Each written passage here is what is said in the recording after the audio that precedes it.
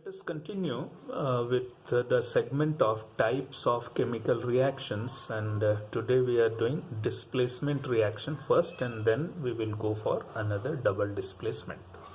So in displacement reaction, what it says exactly is that suppose we have a compound, let us designate it in the form of AB, and here we have one other element X.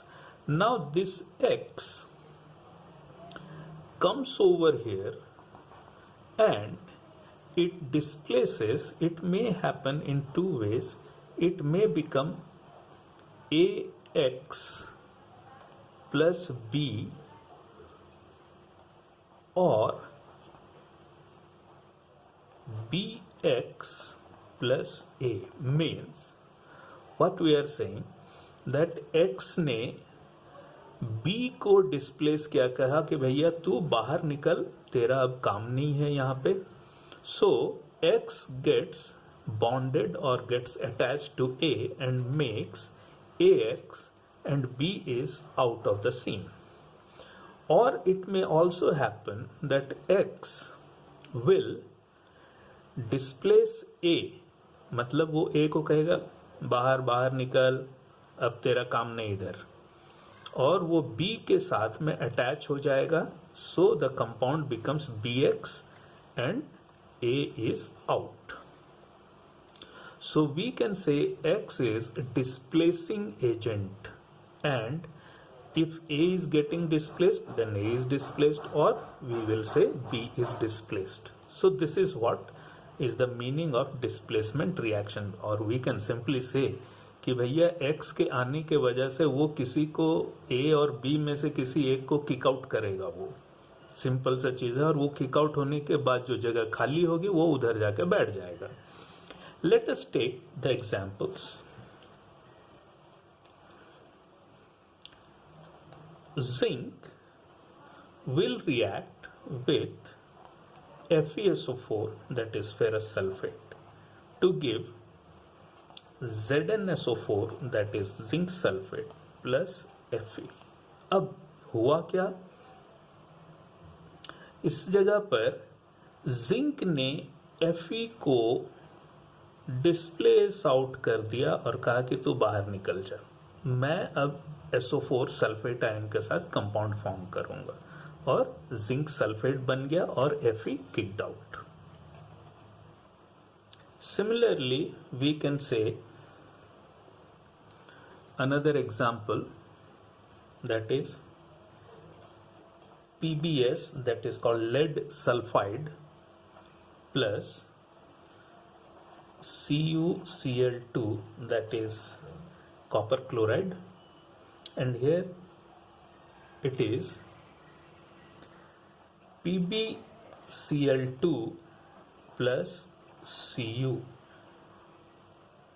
यहाँ पर एक चीज आपने देखा कि copper chloride में change हुआ, और यहाँ का लेड वो आया कॉपर के पास, बोला कि तू बाहर निकल जा, मैं रहूंगा यहाँ पर, और उसने क्लोराइड के साथ कंपाउंड बनाया, lead chloride, and copper is out. Then third example is Cu, that is copper, plus AgNO3. अब इस जगह पर देखिए सेम चीज, CuNO3, that is copper nitrate, plus Ag is out. हम इसे कैसे दिखाएंगे? Cu comes to attack Ag, Ag is weaker, gets kicked out, and Ag is out. Then let us take another example, and that one is chlorine gas. When it is passed through a solution of potassium bromide, what we find that it forms KCl plus bromine. ये होता है.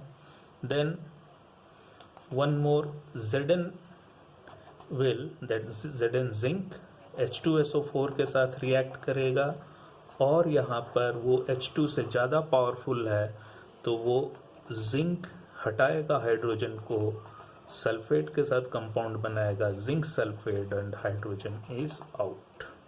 सो these are the cases और examples of displacement reaction. हाँ, यहाँ पर एक चीज आपको ध्यान रखना है कि ये डिस्प्लेसमेंट हमेशा नहीं होगा, हमेशा नहीं होगा. कंडीशन क्या है, try to understand.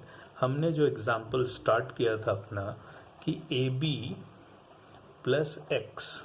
Now condition ये है कि X has to be more reactive than A or B, then only displacement will take place. ये ध्यान रखना है हमें.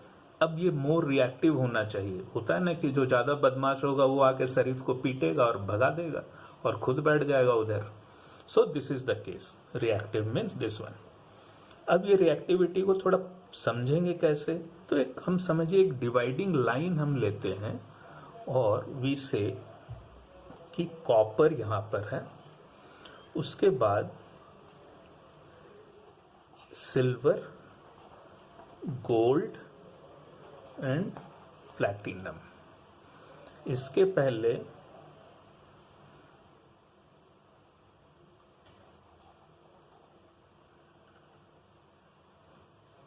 lead, Lisa.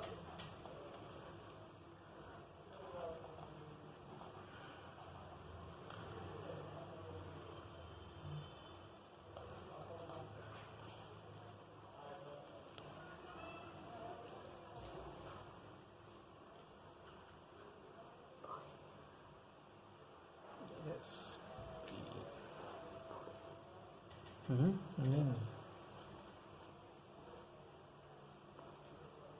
ये है potassium, sodium, calcium, magnesium, aluminium, zinc, iron,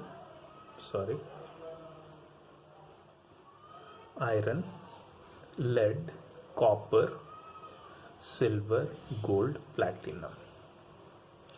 And this is the arrow.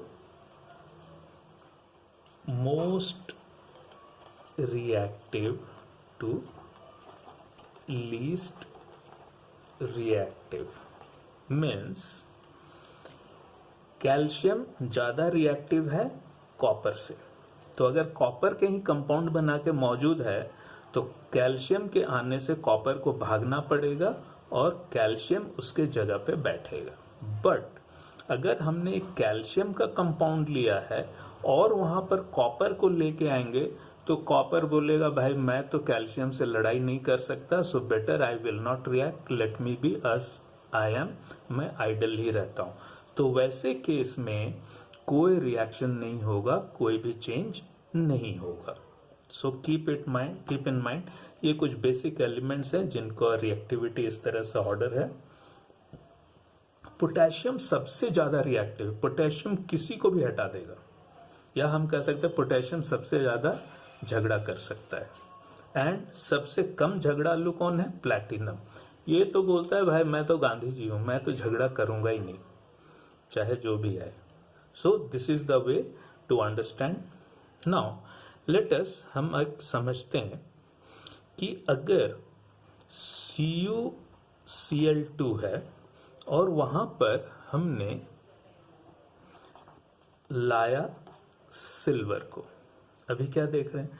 Silver is less reactive यानी less झगड़ालू than copper. तो ये यहां जा करके इसे हटा नहीं पाएगा. So therefore no reaction.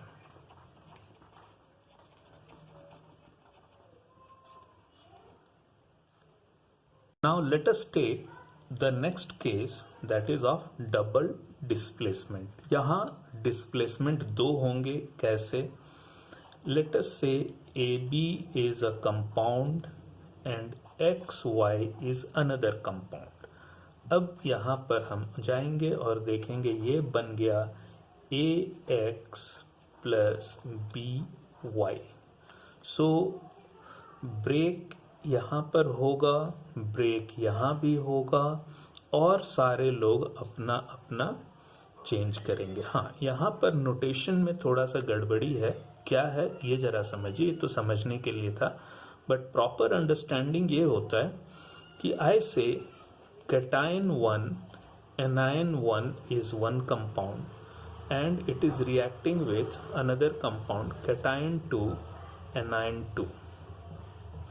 अब ब्रेकिंग इस जगह पर हुआ और कंपाउंड्स बनेंगे क्या, कैटायन 1 एनायन 2 के साथ कंबाइन कर जाएगा और कैटायन 2 एनायन 1 के साथ कंबाइन करेगा. सो this is the proper understanding of displacement reaction. Means दो जगह डिस्प्लेसमेंट हो रही है, ये यहाँ से भी निकला और ये यहाँ से. तो दो लोग अपने जगह को छोड़ते हैं और नए नए जगह को वो पकड़ते हैं. और we can say two components leave their places, leave their existing partners and go on to make new partners, means new compounds. Let us take examples. Barium chloride reacting with sodium sulfate. यहाँ पर barium sulphate बनेगा और sodium chloride बनेगा. ये white precipitate आएगा तो आपको समझ जाना है कि रिएक्शन हुआ है. Coming to the next, sodium carbonate plus HCl hydrogen chloride, ये हमें देगा NaCl प्लस H2CO3. उसी तरह से third one is AgNO3, that is silver nitrate, is reacting with NaCl and it will give us AgCl plus NaNO3, that is sodium nitrate. So आप यहाँ पे क्या देख रहे हैं कि the cations are changing their anionic partners. ये चीज आप यहाँ पर देख पा रहे होंगे. Let us take one more example. CuSO4 is reacting with H2S, that is hydrogen sulfide gas, and this is copper sulfate, and it gives us CuS. ये black precipitate होगा, ज़्यादातर white precipitate ही बनता है.